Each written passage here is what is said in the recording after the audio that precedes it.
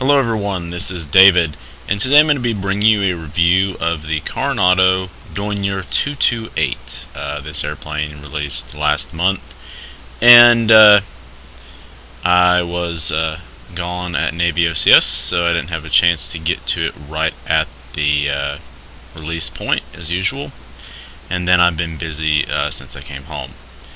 Sadly, I was not able to complete Navy OCS as my pilot slot was taken away. Due to a small vision issue that thankfully will not affect my civilian flying. But I'm back, so I'm going to be making a bunch of videos here. Anyway, back to the review. The airplane is absolutely spectacular. The texture work is typical Carenado level of detail. I mean, you got a little bit of dirt right there, you know, on the mounting points for the ailerons. A little bit of wear and dirt. You know, the Dornier is a working airplane, so you're going to see a lot of, you know, wear, dirt, but it also has really beautiful reflections to it, you know, of a well-maintained, you know, well-painted aircraft. The bump mapping looks spectacular. Like, you can actually see the little indentations there in the aluminum. Little bits of dirt under the elevator. It's actually really common for dirt to get there on pretty much every airplane I've flown. The bottom of the elevator is usually filthy. The exterior modeling, like I said, is just absolutely beautiful. They went into a huge amount of detail down here on the gear. I mean, just absolutely beautiful modeling.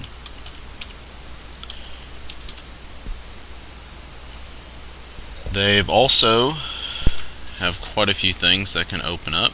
So the pilot door, obviously, the rear door, front baggage door, and the rear baggage door all open up. And even inside these, the level of detail is really nice. They went into, you know, including this little gas strut here that holds the baggage door open, the animations for the passenger door opening, and this, I mean, pretty much the animations for everything look beautiful, but that animation right there is just absolutely spectacular. Go ahead and shut everything up here and show you guys the VC.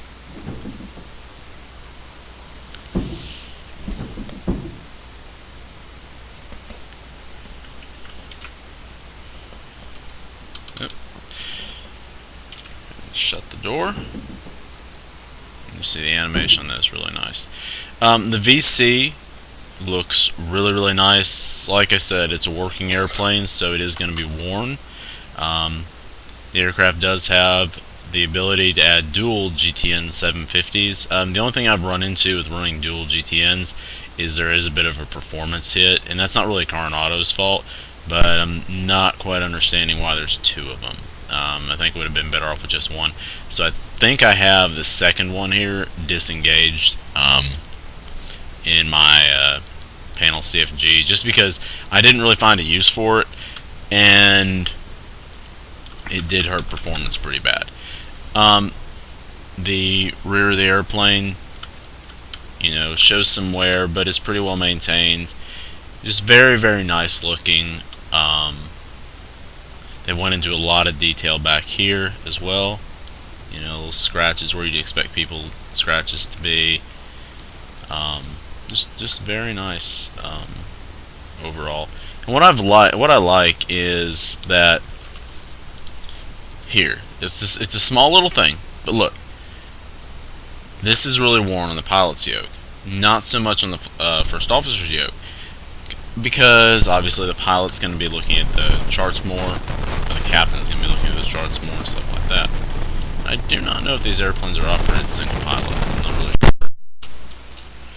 Alright, so what we'll go ahead and do is we'll go ahead and start up here. I'm just going to go ahead and Control E startup, just for time's sake.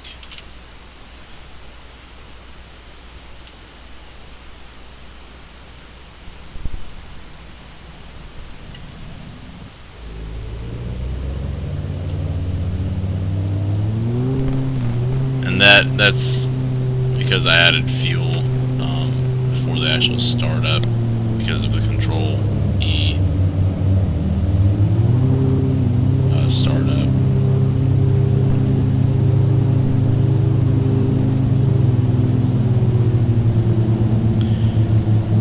To me, the sounds are really good. I'm gonna shut up and let y'all listen to them. And on the exterior, the sounds are really nice as well.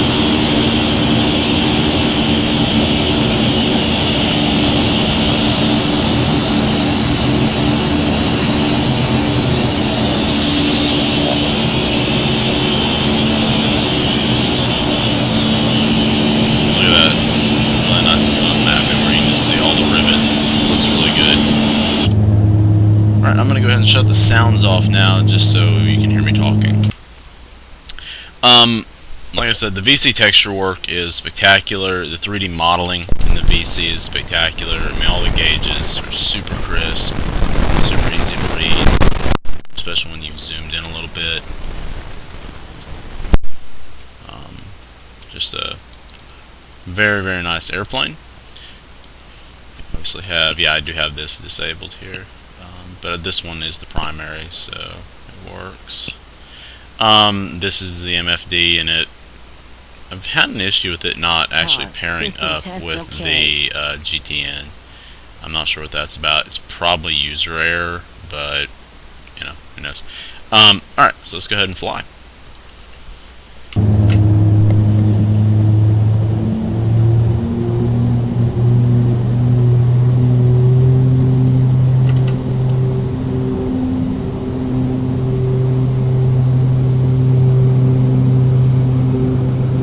For those of you wondering, I'm at Orbix Valdez. The airport just released last week, I think. And I definitely had to go by it because Valdez is one of my favorite places to fly into.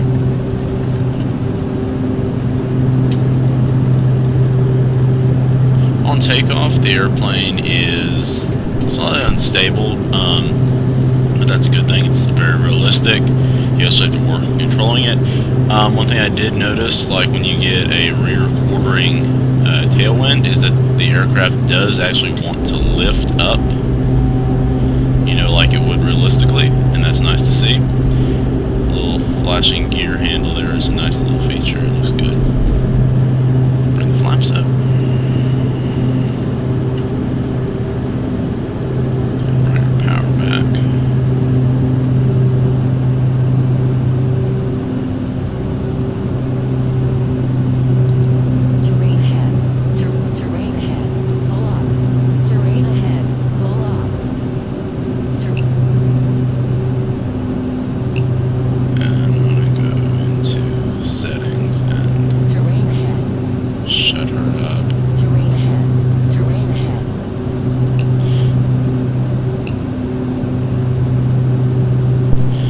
That's the only thing I don't like about the GTN 750 is that you can't actually control the volume of anything from inside the GTN 750. It all has to actually be controlled through the Windows Mix Manager, which kind of sucks. Flight dynamics wise, I've never flown a Dornier, but I have flown turboprops. I've flown a King Air, and you know, the airplane's very maneuverable. There's full deflection. But the airplane is a STOL-capable aircraft, so you'd expect it to be maneuverable. One thing I do kind of find interesting about the airplane's design is, let me slow it down here and get in the flap speed again. Alright, on the outside of the airplane, I'm going to shut the sounds off again. The flaps don't actually drop on the first couple notches. The ailerons do. And then once you get about 3 notches in, or full flaps, then the flaps drop out. But everything else is actually, the ailerons dropping. You can see the airplane going up and down with the flaps there, and that looks really nice. They've added a really nice polished section right here on the top of the wing that looks really beautiful. We couldn't really see from the preview on the ground from avatar mode. But I mean, you can just see with this photorealistic textures behind it, And this airplane, it looks like the real thing. It's just an absolutely beautiful, beautiful airplane. My only complaint is that the only thing that really ruins it is not the airplane, it's the scenery behind it when you're in spot plane mode. Thanks to Prepared 3D's really extremely limited texture loading in range. That's the only thing that kind of kills it, the realism. But from the inside of the VC, it looks really good here, and you feel like you're flying the real thing. Yeah. I ended up getting an Oculus VR. I tried it in Prepared 3D, and I did not like it. It had nothing to do with this airplane, I'm just kind of talking in general. Didn't like it, it was too grainy. Didn't really do it for me. I did actually enjoy the Oculus in Aerofly 2, so if you're thinking about getting Aerofly 2 and you have an Oculus, do it. Anyway, back to the airplane. The sound package is really good. The handling is really nice. You can see there's a nice bit of reflection there on the leather. That looks really nice.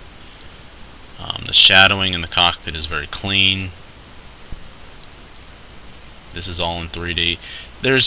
They've incorporated a lot of really nice modeling and texture work into the airplane, and I do definitely feel that the airplane is worth the purchase price.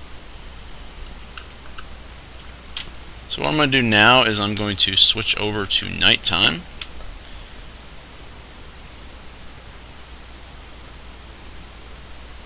And we'll let that load up. And then I'm actually going to change my HDR settings slightly, just so it's a little bit darker. Once again, nothing to do with Carenado, it's more Prepared 3D, making things way too bright. For those of you who are wondering, I'm using PTA. I'm just going to hit the lights real quick. Go ahead and shut that off, or just leave it on. But as you can see, the panel lighting looks really nice throughout the airplane. The VC lighting, or in the passenger cabin lighting, looks really nice. Looks like the real thing. Overall, like I said, it's just a very, very nice airplane. Flown it throughout the Caribbean and stuff. Landed on Saba. That was pretty fun. Very interesting. Go ahead and turn on these so I can actually see what's going on. And I don't know if that does anything.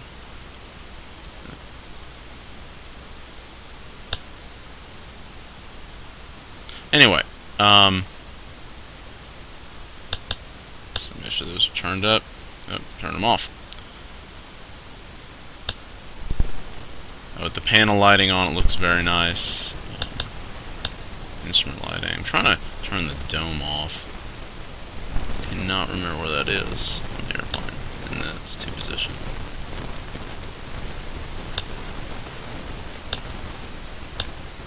I cannot find where the dome switch is. I've turned it off before, but I've managed to forget where the switch is. Okay, anyway. As you can see, the panel lighting is very, very nice. The landing light texture is also very nice. So what we'll do is we'll go ahead and bring it in for landing, and that way y'all can see that.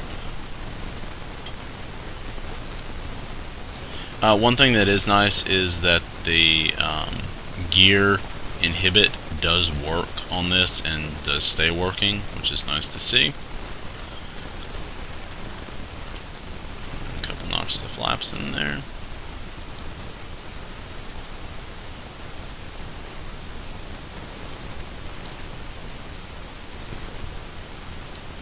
I'm just going to let y'all listen to the sounds.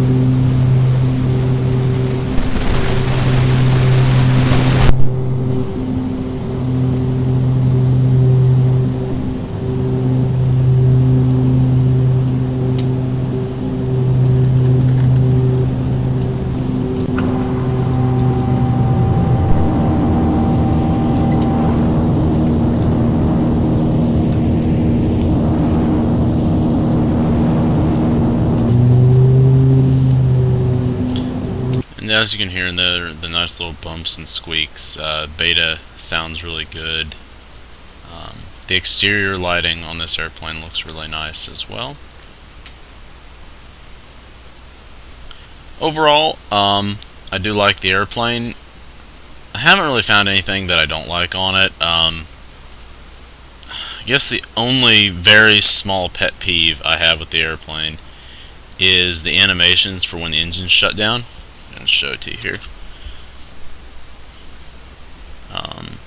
The props don't actually move smoothly, though. They get like really jaggy. Like, see that instead of it being kind of a smooth flowing motion, they just kind of jump around instead of like a smooth flowing motion like on the Carenado King Air, for example. That may be something with the Dornier, maybe it has a prop brake or something. I have no idea. But yeah, I definitely like the airplane. I do recommend purchasing it if you're in need of a STOL aircraft. This airplane is a really good competitor to something like the Dash 6, the Otter, the Twin Otter. It's faster than the Otter, but it's just as capable. So yeah, if you're looking for something that's like the Otter but a little bit quicker, I would definitely recommend this airplane. And I would also recommend the scenery package as well if you're in the flying in Alaska.